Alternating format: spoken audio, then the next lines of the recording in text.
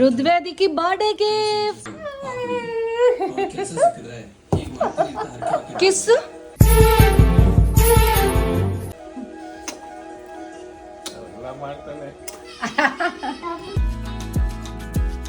ఎవరమ్మ? Wow కన్నా.